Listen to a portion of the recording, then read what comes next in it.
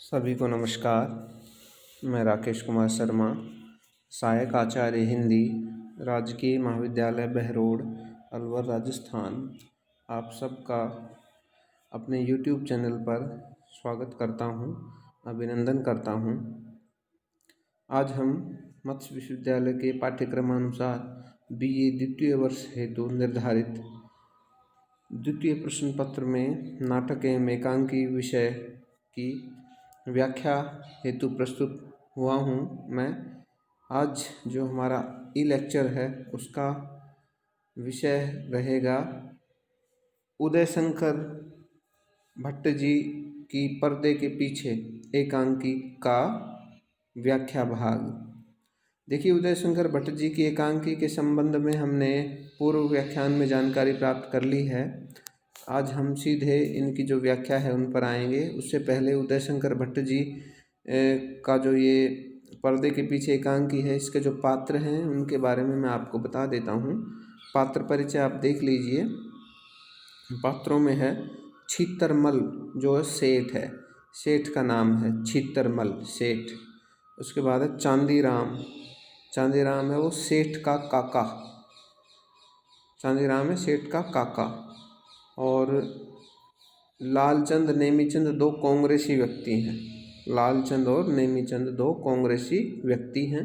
और दीनू, बड़ा मुनीम, डॉक्टर, किराएदार, दरोगा तथा अन्य व्यक्ति, ये इस एकांकी के अन्य महत्वपूर्ण पात्र हैं जिनके माध्यम से ये एकांकी आगे बढ़ती है। तो ये हो गया एकांकी का पात्र परिचय। इनका जो जीवन वृत्त है वो हम आपसे पहले ही उसको आपको बता चुके हैं, और भट्ट जी का साहित्य को योगदान क्या है वो भी हम आपको बता चुके हैं। और एकांकी का जो पाठ परिचय है पर्दे के पीछे एकांकी का, वो भी हम आपको बता चुके हैं। तो आज हम अपना व्याख्या भाग शुरू करते हैं। देखिए, सबसे पहले जो उदय शंकर भट्ट जी ने जो व्यवस्था बनाई है इस एकांकी की, देश काल और वातावरण किस तरह का है। देखिए, सेठ छितरमल की दुकान, दुकान कोई परचून की दुकान होगी। दुकान क्या है? मकान है, यानी बहुत बड़ा विशाल का एक कमरा है। दुकान क्या है? मकान है। सामने दालान है बड़ा सा, जिसमें 3 खुले दरवाजे हैं। देखिए, आप शब्दों के माध्यम से एक बिंब खींच रहा होगा आपके दिमाग में कि सामने दालान है जिसमें 3 खुले दरवाजे हैं। पश्चिम की तरफ लकड़ी के तख्तों पर पर्दा लगाकर मुनीमों के बैठने का स्थान बनाया गया है। लकड़ी के तख्तों का पर्दा लगाकर मुनीमों को बैठने का स्थान अलग से उसमें बना दिया है, जहाँ छोटे छोटे डेस्कों के साथ 2 मुनीम बैठे काम कर रहे हैं। छोटी छोटी डेस्क हैं, ढालू मेजें, उन पर 2 मुनीम बैठकर काम कर रहे हैं। बीच के भाग में बैठने के लिए गद्दे बिछे हैं बीच के भाग में, और बीच में दक्षिण की तरफ एक बड़े गद्दे पर एक और गद्दी और तकिए बिछे हैं। एक तरफ गद्दी और तकिए और बिछे हुए हैं। एक छोटा सा लोहे का संदूक तथा टेलीफोन बाईं तरफ रखा हुआ है। देखिए, छोटा लोहे का संदूक है और टेलीफोन रखा हुआ है। जो आजकल जो मोबाइल फ़ोन चल गए तो विद्यार्थियों को पता भी नहीं होगा कि पहले लैंडलाइन फ़ोन होते थे, बेसिक फ़ोन जिसे कहते हैं, जो तार से जुड़े हुए रहते थे, तो उसको टेलीफोन बोला। टेलीफोन बाईं तरफ रखा। उसके साथ ही मकान में भीतर जाने का दरवाज़ा है जिस पर पर्दा गिरा हुआ है। दालान में बाईं तरफ पश्चिम की ओर से जहाँ 2 मुनीम बैठे हुए हैं पश्चिम की तरफ, इस प्रकार की संख्या बोलने की आवाज़ आ रही है। किस प्रकार की संख्या बोलने की आवाज़ आ रही है? देखिए, जैसे 503 रुपये 1 आना 2 पाई, 503 रुपये 1 आना 2 पाई, इस तरह की आवाज़ें बैकग्राउंड से आ रही हैं उस पर्दे के पीछे से। 626 रुपये 9 आना 8 पाई रोकड़ में जमा, यानी वो हिसाब किताब किया जा रहा है दुकान का। ₹2700 बम्बई की गांठों का आदि आदि। ₹2700 जो बम्बई से जो गांठें आई थी उनका हिसाब किताब आदि। सब संख्याएं 3-4 संख्या वाली हैं, यानी कोई 2700 में देखिए 4 अंक हो गए, 2700।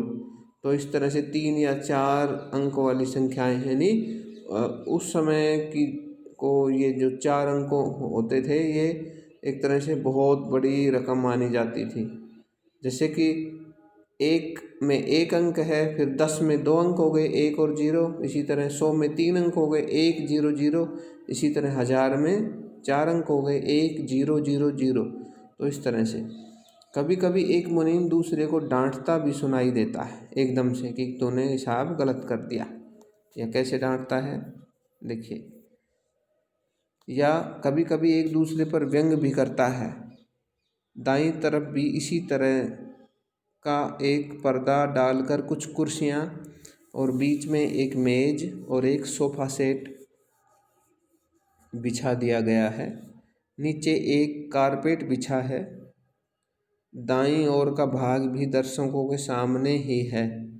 इस समय पर्दा नहीं है। यहाँ फर्म के मालिक सेठ छीतरमल की गद्दी है। छीतरमल की अवस्था 42 वर्ष और शरीर दोहरा है। सेठ छीतरमल जो है उसकी अवस्था 42 वर्ष और सेठ है दोहरा, यानी काफ़ी ज़्यादा मात्रा में वो एक तरह से शरीर से मोटा कह सकते हैं। बंद गले का लट्ठे का कोट, कश्मीरी बेल बूट की टोपी, पतली धोती, पैर में काला पंप शू पहना है। पंप शू लंबा, रंग गेहुआ रंग का, नाक मोटी मोटी नाक, चेचक के दागों से भरी हुई नाक है, चेचक के दाग हैं उस पर। आँखें चश्मे के भीतर मर्म भेदी, बहुत गहरी आँखें हैं जो दूसरे का मर्म बिल्कुल उसको भेद कर दे। शरीर पुष्ट है, शरीर हट्टा कट्टा है। मुंह में कुछ न कुछ चबाते रहने की आदत है, कुछ न कुछ चबाते रहते हैं मुंह में। बात करते समय दांत बाहर निकल आए हैं एकदम से। देखिए आप विद्यार्थियों, आप देख रहे होंगे कि एक एक चीज़ जब मैं बोल रहा हूँ तो आपके दिमाग में सेठ छीतरमल की एक छवि बन गई होगी कि किस तरह से नाक पर जिसके चेचक के दाग हैं और इस तरह से अष्टपुष्ट शरीर वाला जो व्यक्ति है वो आपके सामने एकदम से आ गया हो। बातें करते समय दांत बाहर निकल आए हैं और तमाम चेहरा मुड़े हुए अखबार की तरह सिमट जाता है, मुड़े हुए अखबार की तरह सिमट जाता है, जैसे घिघिया कर बात कर रहा हो। बात करते समय बातों के आधार पर मुख के कोण बनते हैं, एकदम से भंगिमाएं बनती हैं, मुद्राएं चेहरे की। अंगुलियों में कई प्रकार की अंगूठियां, और यदि कभी पैर खाली दिखाई दें तो पैर के दोनों अंगूठों में एक एक चांदी का छल्ला भी दिखाई देगा। जब वो बूट वगैरह नहीं पहने हैं और कभी देखने को मिले तो उनके पैर में इस तरह के चांदी के छल्ले भी देखने को मिलेंगे, यानी वो बहुत शौकीन है आभूषणों के। इस समय बाईं ओर एक डॉक्टर कुर्सी पर बैठा है। डॉक्टर सर्ज का काला सूट पहने हैं, आँखों पर चश्मा। डॉक्टर की जो वेशभूषा है देखिए, आँखों पर चश्मा, शरीर भारी, रंग सांवला। कभी कभी स्टेथोस्कोप हिलाता है, कभी उसे जेब में रख लेता है। वह सेठ के पशु अस्पताल का नौकर है। सेठ ने जो पशु अस्पताल बना रखा है वहाँ पे वो नौकरी करता है।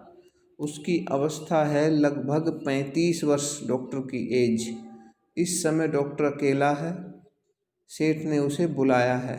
नौकर दीनू जैसे ही स्टूल पर गंगा सागर लाकर रखता है जिसमें पानी है, वैसे ही डॉक्टर बोल उठता है।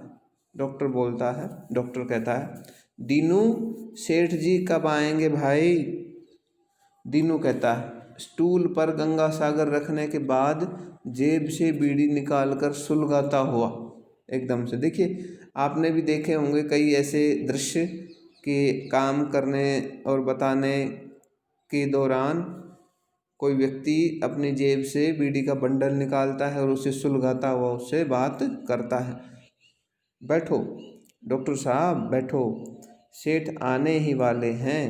गजब है, एक आने की 8 बीड़ी, कभी एक आने का बंडल मिला करे था। बंडल, सब चीज़ों में आग लगी है, पैसे की कोई चीज़ ही न रही जी। डॉक्टर साहब पास जाकर, मेरी भांजी खांसी के मारे मरी जा रही है, कोई दवाई दे दो न। तुम तो कबूतरों का इलाज करो हो डॉक्टर साहब। यानी दीनू ने बात बताते बताते अपने घर की जो भी समस्या है वो डॉक्टर के सामने प्रस्तुत कर दी है। ऐसे व्यक्ति आपको अक्सर ही देखने को मिल जाएंगे कि काम के दौरान अपनी समस्या भी वो दूसरे के सामने उड़ेल देते हैं। डॉक्टर पैर तथा स्टेथिस्कोप हिलाता हुआ, पैर भी हिलाता है और स्टेथिस्कोप भी हिलाता हुआ, खांसी कब से है? दीनू बीड़ी का कस खींचकर, यही कोई 2 महीने से डॉक्टर साहब, 2 महीने से।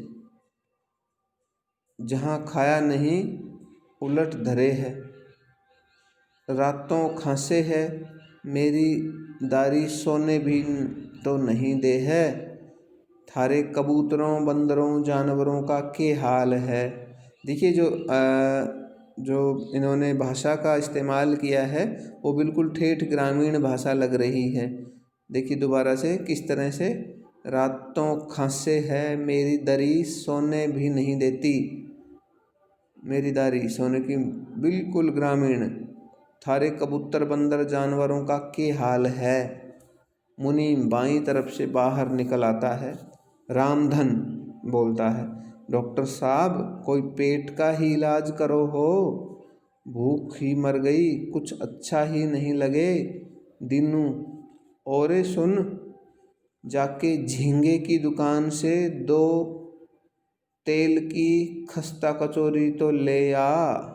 झींगा की कोई झींगा व्यक्ति है, उसकी दुकान से खस्ता कचौरी, सूखी कचौड़ियाँ तो ले आ। ले 2 आने, पैसे फेंकता है 2 आने, और चटनी ज़रूर लाइयो, कहियो गर्मा गर्म दे। जा अभी काम करना है, सारी रोकड़ मिलाने की पड़ी है। हाँ तो फिर क्या कहो हो, तुम भी लोगों, क्या 1-2 कचौरी डॉक्टर साहब, कचौड़ी बड़ी नायाब बनावे है झींगा। हाँ तो पेट डैश डैश डैश। दीनू जाता है वहाँ से एकदम से। डॉक्टर आश्चर्य यह है तुम बीमार क्यों नहीं हो गए पूरी तरह और मर नहीं गए? रामधन कहता है, क्या कहो हो डॉक्टर साहब, मैं क्यों मरता भला, ये भी अच्छी रही। पेट की बीमारी का हाल कहो तो लगे मारने, तनख्वाह तो तुम्हारी यहीं से जाए है ना। डॉक्टर उठकर मुनीम जी से, मेरा मतलब सुनो तो सही। रामधन, देख लिया तुम्हारा मतलब, तुम्हारे जैसे सैकड़ों हैं शहर में, क्या कमी है? हमने कहा घर के अपने ही हैं, पूछ लो। पर यहाँ तो दीनू आता है बीच में, आया दीनू, ला भीतर ले आ, पानी भी 1 गिलास लाइयो। घुटने जोड़कर खाने लगता है वहाँ बैठकर। तो इस तरह से देखिए ये जो एकांकी का जो व्याख्या भाग है, अभी इस तरह की कोई ऐसी घटना नहीं घटी है जो आपके समझ में नहीं आ रही हो। इनका जो वार्तालाप उससे पता लग रहा है कि जो पात्र हैं वो सुलझे हुए हैं और उनकी एक एक जो संवाद है वो पाठक के समझ में आ रहा है। हम जो ये व्याख्या भाग इसको ऐसे ही जारी रखेंगे। आज ये पहली व्याख्या है, इसके बाद हम लगातार आप यूट्यूब चैनल पर बने रहिए और ऐसे ही व्याख्यान हमें आपको मिलते रहेंगे। तो आज का व्याख्यान मैं आप यहीं समाप्त करता हूँ। तब तक के लिए जय हिंद, जय भारत।